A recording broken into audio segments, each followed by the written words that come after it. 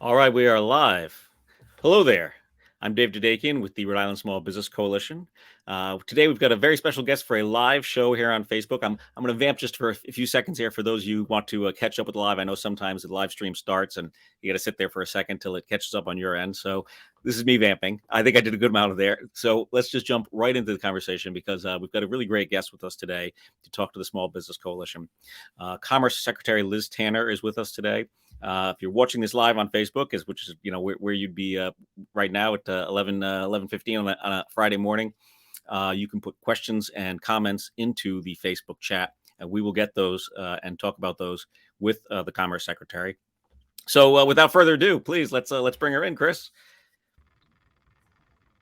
Hi, David. How are you? Good to see you. All right, here we go. Thank you very much, Liz, for joining us today. We really appreciate it. Why don't we start off? Why don't you tell us about, it's not a new role to you. You've been in it for a few months now, but obviously with the elections and everything, things have kind of, stabilized and become more permanent. So why don't we just start with some opening remarks from yourself and tell us how things are going and where you see commerce for the next few years. Thank you. Thank you so much. Things are going pretty good. We're past the election. Uh, the weather's been good. Everybody's been pretty happy. We're getting the dollars out. There's a lot going on. It's a very exciting time at Commerce. Anytime post-election, there's a whole renewed energy and an excitement. That's great. This is also the time of year where you start coming up with ideas and presenting them to the governor's office to think about budgetary items. So it's a really exciting time, and I'm excited to share a bunch of stuff that's going on with you. That's great to hear. Thank you very much. Well, why don't we start with the budget, since you brought it up there in your opening remarks, and it's clearly kind of a compacted season because of the election, but the budget does go to the General Assembly beginning after the new year. We'll assume the governor will be doing some sort of state of the state address with that. How's it going? What's the process been like this time around? I know you're not new to the budget by any means, but obviously new as Secretary of Commerce. What are your thoughts? Well, while there's lots of work going into thinking about what we want to do and presenting it to the governor's office, what we're also really doing is trying to get out last year's budgetary items, right? So you'll recall that as a result of the pandemic, there were dollars that were going to businesses that were the Rhode Island Rebounds program is what it was. Right. And so we still have two programs left to unfold, and those are coming out. So I was hoping to share that information with your audience to let them know that there's a ventilation program coming out in the next few weeks, actually. And so if you are a business owner who is looking to improve your ventilation, we have dollars coming out for that. We're really excited about giving that opportunity to business owners, particularly those in the hospitality industry. I know that they were particularly interested in it. And then even more exciting than ventilation is the program. It's a technical assistance program that we are working with Skills for Rhode Island in particular to have that come out. That'll come out probably beginning of the year. And there's two pieces to it, right? So what it is dollars to small businesses. And small businesses are those who are making bringing in less than $1 million a year, who would like some technical assistance. So that might mean hiring a lawyer or an accountant or a bookkeeper or a marketer or looking for some help on succession planning. I mean, there's all sorts of things that we're looking at. And so the first part of that will be to look for vendors, right? So if you are one of those things that I just mentioned, or you are someone who makes websites, whatever it might be, they're going to be looking for vendors to be able to service the small businesses, right? So it's twofold, right? You're helping the small businesses with the skill, but we're helping those other vendors to help them increase their income as well. So it's really twofold. So we're really excited about having that ability to have the businesses do both. So in January, we'll be starting to look for vendors who service small businesses.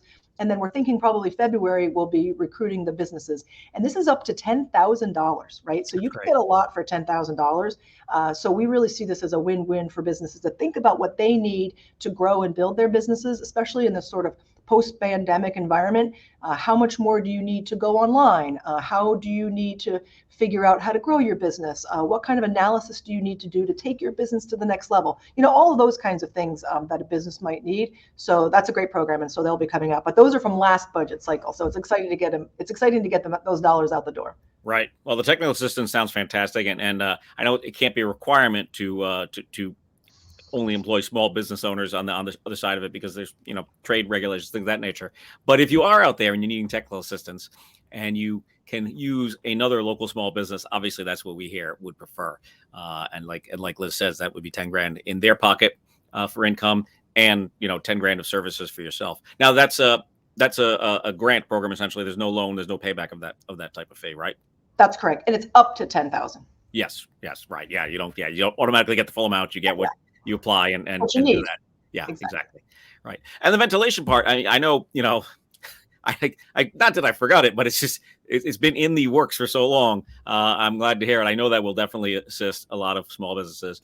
Hospitality definitely could use that. Some restaurants, for ventilation, but there's lots of small businesses that could use upgraded ventilation systems. HVAC has become, a huge issue over the years, so that's great to hear. And that is also granted funds, not no payback for that as well. That's correct. Right. There's actually a third one we should bring up. One of our coalition members is on the Governor's Workforce Board, and she just talked to me about this the other day. And I ran into our good friend Tina from RAMP the other day. There's monies for ADA compliance as well. Is that are you part of that one, or that's separate? So that one is separate, but we're really excited about that because we want to promote that to our businesses as well. And one of the things that I think we often lose sight of is our smallest of businesses don't usually own their space. They have landlords, right? Like many of us do. And so we want to make sure that the landlords are aware of it as well, so that you might have a business owner who's interested in it, but it's the landlord that you really need to talk to be able to do that. So we would love to partner up with them to make sure we can make sure that our business owners, landlords know about it. That's an excellent point. Thank you. The Small Business Coalition will certainly be sharing all this information in our newsletters and on our portal and things of that nature. Keep an eye out for it. I know with the ADA monies, you got to make sure you apply for it in the right order to make sure you get the monies up front. I'm sure there's lots of details with the technical assistance and the ventilation as well. But that'll all be things that the Small Business Coalition shares, and Commerce, of course, their communications will share it as well. We do have a question that's on this topic, so why don't we take it now? I mean, why wait till the end? Elaine White, she owns a spa. She's asking if the technical assistance would apply to digital marketing. So long as we have a vendor that we can bring on in that space, yes, it would be, right? And so, that's what we're trying to figure out too, because what if somebody asks for something that we don't have a vendor for? It's a matter of saying, all right, let's try to go find that vendor to help that business. And so that's why it's not coming out till January, February, because we're trying to work out those parameters. But if we've got somebody who's working on digital marketing strategy, then yes, it would. Technical assistance for the business. Yeah. We want them to grow in some way. Right. That's great. And can you tell us how much of a pool is there in these programs? I don't have the exact number in front of me, but there are millions of dollars towards that. And we also received a federal EDA grant to support it as well from the Department of Commerce. So the pot is even bigger than we had originally anticipated. So it's all good news for small business. That's fantastic. Yeah, you might know someone at Commerce on the federal level, huh? Nice how that finally, it's not always bad to know a person in Rhode Island. It can be very beneficial in a completely legal and upstanding way. All right, so let's move on. What other programs are you excited about? What do you think you're going to put into the next year's budget? So we're still working on that, right? So I'm not going to share because I don't want to get too excited about what we're thinking about doing versus what we feel confident about doing. But I will say that we've been really working on our strategy, and while it's still in motion, what we really care about are three things, right? So we're looking at doing sort of an analysis of our existing programs. It is incredible how many programs and resources are out there right now for small business. I would say, in my 20 plus years in this industry, more than I've ever seen before for small business. So from a commerce perspective, we want to take the time to analyze it and say, all right, which ones have the best return on investment? Which ones are really generating growth for our small businesses? So we're spending a lot of time looking at that and trying to determine which ones we really want to try to focus on.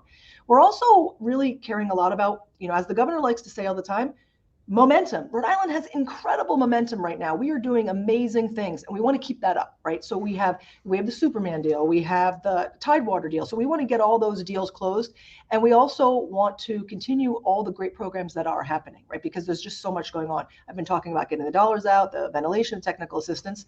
But one of the things that I'm most excited to share with your audience about is our outreach plan. So we are very prideful in our ways that we spend a lot of time talking to small business so that we can understand what their concerns are. And it's been a couple of years, right? We've all been a little bit busy for the last few years. We haven't been able to come to board meetings or have special sessions or talk about what the problems are. And my guess is that, many business owners have new problems that they didn't have a couple of years ago. So we're really going to be undertaking an outreach effort to talk to as many businesses as we can to hear what those new problems are, because that's really what feeds our problem solving and our legislation and our budget. And so, we want to have those conversations now so that next year we're ready to solve the problems that businesses now have. So that's probably the thing that I'm most excited about, is to get back out there and hear what the businesses have to say. It makes perfect sense. I know from the last few years of working with you through DBR and in your staff at DBR, you're very much a doer, which is appreciated, especially in small business. I mean, I think that's the thing that frustrates a lot of small businesses when they talk about the difficulty of working with the state or things like that. Sometimes it's an abstract. It's not really so much. It's hard to get that particular permit, or it's hard to get that license paid for. It's not easily done in a quick and efficient manner that we're so used to in 2022, when I could literally pick up the phone out of my pocket and buy something and have it here in a day. I mean, obviously we don't advocate that for small businesses, but the point is the technology exists. And you can buy small local goods online as well and have them delivered to you that day if you want. So you should do that if you can.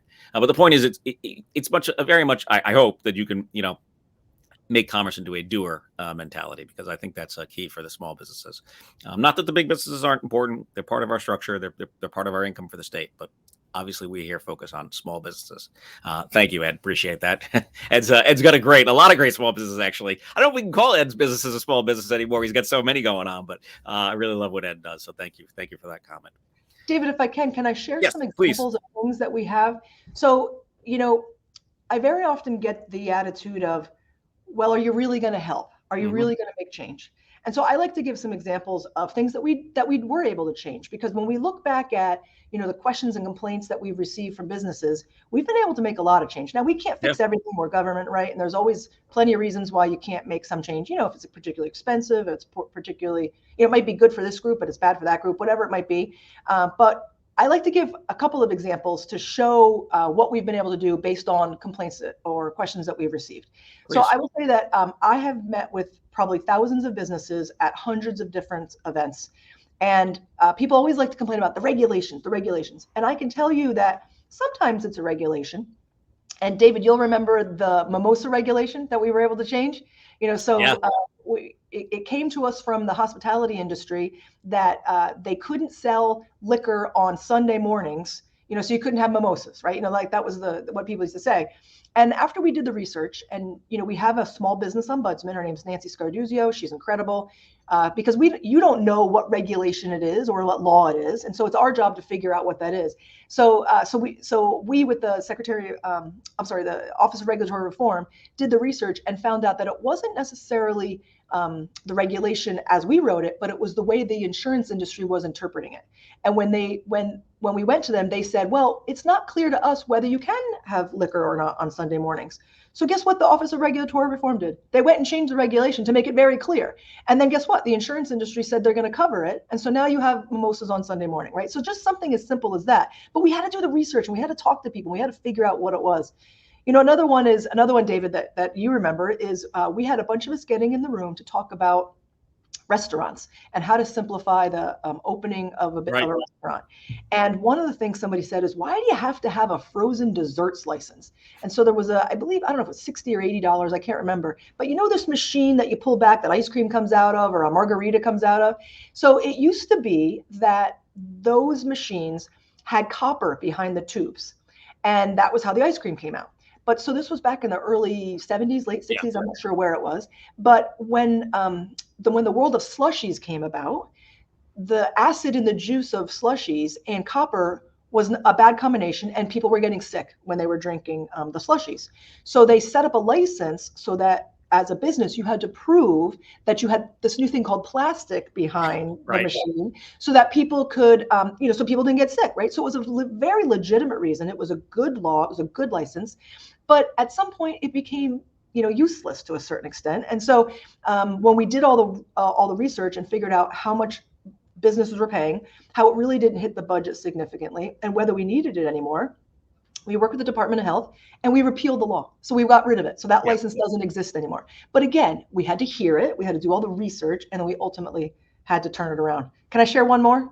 Yeah, please go right ahead. We'll People love to hear these, right? I And I love like these to great think stories. They're fun. I mean, especially with the frozen drinks. I mean, I've had many over the last few years because people just it wasn't so much that it's an extra license, extra fee. I mean, yes, that's a problem, but it wasn't a huge burden. But it wasn't well communicated, I think, is the problem. I think that's what happens sometimes. Is it you go to do something and someone in some office says, "Oh, well, you don't have this permit," and I was like, "Oh, well, all right, it's $100. I'll pay that." And they're like, "Oh no, you have to have it at least a month in advance." Well, things like that. It's like, well, I don't know that exists, and to be able to do that, like with the open a restaurant website that you put together, things of that nature, it helps because you got that checklist in front of you, and you know that okay, I want to do, I want to do barbecue, so I need this type of plan for my outdoor smoker. So please, give us another great example. Well, just to say, you talked about the how to open up a restaurant website. So with David's help, we did spend months, if not years, at the end of the day, creating a how to open up a restaurant website. And Chris, I'm not sure if you can Google it and pull it up on the bottom of the screen, but we have an entire website dedicated to not just the forms and the permits and everything that you have to do, but do you really know what you're getting into, right? So it's a really amazing website that spells it all out for restaurant owners. And we're now trying to work on that on another space, which is the construction space, right? So my other example is handrails. So for those of you with a basement, the handrail. So forever and a day, the contractors would say, "Hey, when I installed the handrail in the basement," and I might be off on my numbers, but the fire marshal's office would always tell me it had to be 2 inches away from the wall, and the building inspector would always tell me it had to be 1.5 inches away from the wall. And forever and a day, if you see a bunch of holes on your wall, that's because the inspectors would say different things. So we finally got the building official to sit with the fire marshal to say, okay, what is the difference here and how do we make this work? Long story short, what we determined was that the fire marshal was based on a national code and the building code was based off of federal law. So we went with federal law. So for now, the rule is, and again, I'm not like, if you're a contractor, don't rely on me for this, but I think it's 1.5 inches is what the law is now. And so something as simple as that was just a back and forth and a back and forth for so many years. And we just got people in a room and decided to make a decision. And that's the way it is. And we told all the municipalities and now that's how it goes. But again, somebody had to complain. Somebody had to tell us. We had to do all the research. We had to figure it out. And then we had to get people in a room to solve it. So, why do I share these stories? Because we really want to get the word out that we are listening and we are making change, but we can't make the change unless you tell us. So we really, really, really want you to reach out to us. And if you're not comfortable reaching out to us, you can talk to David, you can talk to Rick, you can talk to Chris, you can talk to anybody, and they'll relay your story. But we'll do the research and we're going to figure it out. And we're going to fix not just the problem that you are in or suffering or suffered, but we want to try to prevent it from happening again. And so that's the stuff that I really care about and want to focus on during my time as secretary. Right. That sounds fantastic. And to your point, some people sometimes they get nervous. They want to be anonymous. They're not sure if they're asking the right question. You could certainly send information to the Rhode Island Small Business Coalition, and we can anonymously pass along the concern to Commerce. We got okay there. That's fantastic. Thank you, Lindsay, for putting that up there on the website, linking that up on Facebook. That's the website for the Open a Restaurant page. Is there I know you mentioned Nancy earlier, who is fantastic. She's a machine. I gotta say, Nancy's really something else. But I don't want everyone to reach out to Nancy and flood Nancy's email because she's got a lot of serious work she's doing. Is there a general spot where people can send things with concerns of these natures? So we do. So it's 521-HELP is the general number. There's also, you can get on the commerceri.com website, and hopefully Chris or Lindsay can throw that up on there. And then you can just send an email. And we're going to spend some time taking a look at it. That relationship has been existing for a long time. If we can't solve it, we're going to send it to Nancy and she'll do that deep dive. Sometimes she can fix things in a phone call. Sometimes it takes a couple of years. Two examples is how to open up a daycare and how a fisherman can sell fish directly to the public. Oh boy. They're both very, very complicated. So Nancy has created, let's just say, like a flow chart that shows you all the things that you need to do. And so, that information is available because people would want to know how to do it. And those are the kinds of things that take some time, but we've done that for those industries. Yeah, they do take time. And obviously there's safety issues involved with both those things, daycare and selling fish. But, there's nothing that really, I don't want to be too, optimistic about it, but it's 2022. There's nothing that can't be solved at this point if you just sit down and figure it out. And I was part of the fish conversation with DEM, and obviously proper temperature, all those things. I don't get too much into it, is important, but everyone's doing that now. It's not like we need to. Yeti coolers carries ice and holds it for 5 days. I mean, it's not like 40 years ago when it's like, oh god, we're all out of ice. So it's good that we can make these changes. even if they do take time, it's important that we can make these changes that just make sense. And there you've got on the screen the hotline number, and always, the Commerce website where you can send in information. And like I said, if you're concerned, we had someone we were talking to on a meeting yesterday who said, I'm not sure I'm doing this right, but I don't really want to contact this office because I know it'd be an extra fee if I'm doing it wrong, but I should know. And we said, okay, well, we'll send in the information as the Small Business Coalition, not using your business's name, and we'll get you an answer. So there's the information for how to join the coalition. Chris, do we have any more comments or questions on the Facebook chat for Liz? I saw one, if you don't mind me responding to. Oh, please. Yeah, go right ahead. So I want to talk about permitting, right? So we have created what's called an e-permitting system. And right now we have, I believe, 34 of our 39 municipalities on it. So now if you want to do really any kind of construction, whether it's, putting a roof on your garage or, building a whole brand new house, you do not need to go to town hall anymore. So you can go on your phone or on the website and you can apply for all of your permits electronically in those municipalities. We are also charged with and required by law through work with Speaker Shikarchi to streamline the process of planning and zoning. And so we're working on that now so that you don't have 39 different ways to do that. So we're really doing a lot in the construction space to be able to streamline any kind of construction activity. So, that was always our focus, was to work on where businesses interact with government most, which is opening a business, opening up a restaurant, because you have about 1,000 that open every year and about 1,000 that close every year. And that's every single year, no matter what wherever we are with the economy. And then the third was the construction space. As you can imagine, the construction space is much more complicated and more difficult, but we're really making some strides there, and we're really excited about the possibility. From a how to open up a business standpoint, we did receive $2.5 million from the legislature to take a pilot project that we had to the next level. And we are going to be putting out an RFP soon that asks for companies to help us streamline the process of opening up a business, right? And so that's the incorporation. And so as much as you do that partially through the Secretary of State's office, you also do it with other state agencies. And we want to try to create one gateway to do that rather than you having to go to 5 different websites. So we are also using technology to create easier ways for businesses to do business within the state in an attempt to make it easier to do business, because it can be very challenging. And that's the work that I'm very passionate about. I mean, that's an excellent point. It is a frustration. I did it myself last year by accident. I missed a payment. It was my fault, but I had to get a letter of good standing from one office and send it to another office. And I was like, why can't you just send, I paid my fee. I'm in good standing. Just send it to the Secretary of State's office. What are you going to send it to me and then I got to mail it back out? Things like that are frustrating. I'm sure you'll have a lot of conversations with Greg now that he's our newly elected Secretary of State. I think that'll be a great connection as well. We got Elaine White here with another question. One list that shows all the items that are available to small businesses. One stop. So it sounds like that's what they're working on, Elaine. They're going to get there to that point. I don't know if it'll be specific to spas or something like that, Liz, but general incorporation, things of that nature. It's funny. We met with the governor's office this week, and they had said, "Can you just give us a list of everything on one page?" And the answer is, how small of a font would you want that in? Wow. So it's impossible. The answer is there. Like I said, there is more resources than ever, right? So there are resources where you can get free counseling, free mentoring, free training, right? There are loan programs where you can get, we can be the bank of last resort. We can do extremely complicated, or we can be the last dollars into a project. There are voucher programs where we can provide dollars for you to do R&D tax credits. There's all the rebounds programs where we provide dollars to small businesses for a multitude of grant programs. Nonetheless, the gazillion other programs that are out there. So to a certain extent, there's just too much information. So what we recommend people do is to call the Commerce Corporation. We have a team of counselors who will sit there and listen and understand where your business is at today, because there's so many different kinds of businesses, right? And when people say, what are the resources? It is, well, what kind of business do you have? Because that'll help us narrow it down. But if I were to give you a list right now of everything that exists, you'd be pretty overwhelmed pretty fast. So we have counselors who will sit with you, and you can tell them what your business is, what stage you are at. I want to grow, I want to close, I'm brand new, whatever it might be. And then we'll let you know what's available, because otherwise you're going to get overwhelmed. There's just too many things out there right now. Yeah, they're absolutely true. You mentioned I think, is it called Viewpoint? I'm trying to remember the name of the system that all the systems are using. So we call it e-permitting, but the software behind it was Viewpoint, but they got bought out by OpenGov. So OpenGov.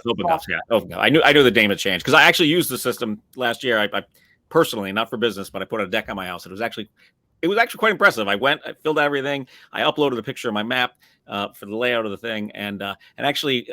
Less than 24 hours later, there was a guy in my backyard, and I was like, "Where'd this guy go?" And it was the building inspector for the town of Coventry, and he was like, "Yeah, I got your thing. I'm checking it out. You're all set."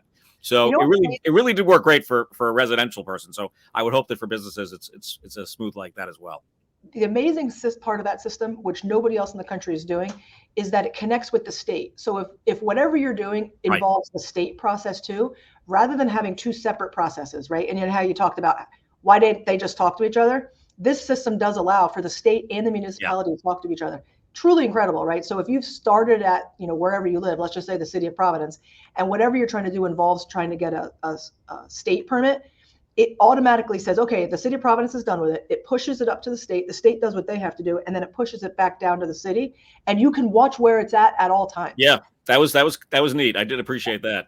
It was really interesting to see how, each step of the way. But it was so fast. It was so funny because, like I said, this guy was in my backyard and I got an alert. I was like, "Oh, he's here. The inspector's here."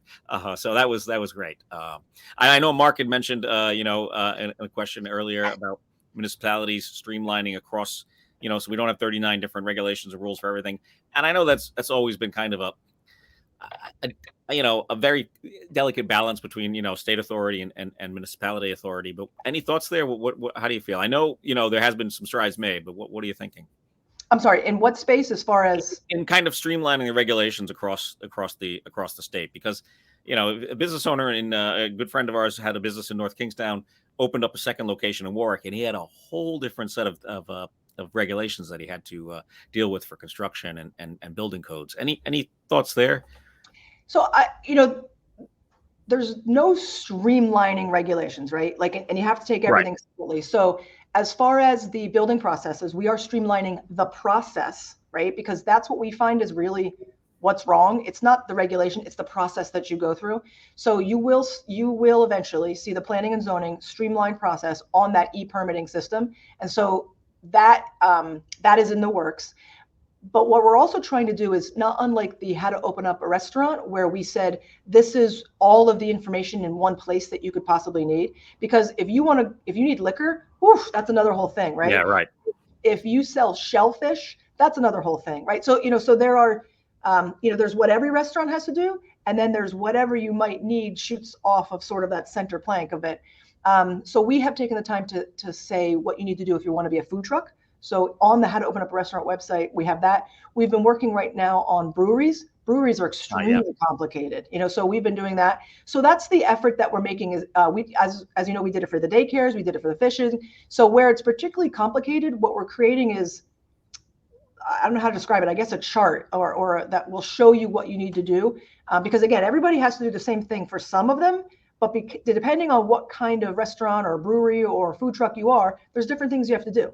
So we want to try to make that information known up front, because the number one complaint we get is, just like you said, David, how am I supposed to know? Yeah. And so that's what we're trying to do, is to share all the information so that you can at least see what you might potentially need to do.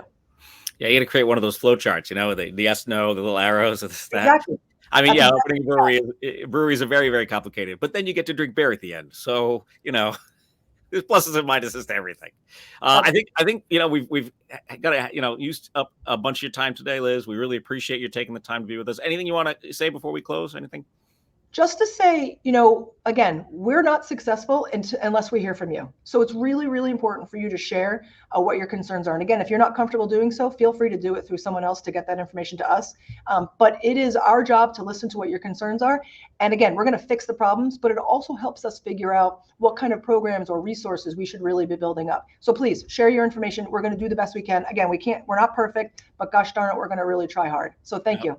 We appreciate it. Thank you very much. That was Rhode Island Secretary of Commerce, Liz Tanner. Thank you again, Liz, for being with us today. Thank you, David. Appreciate it.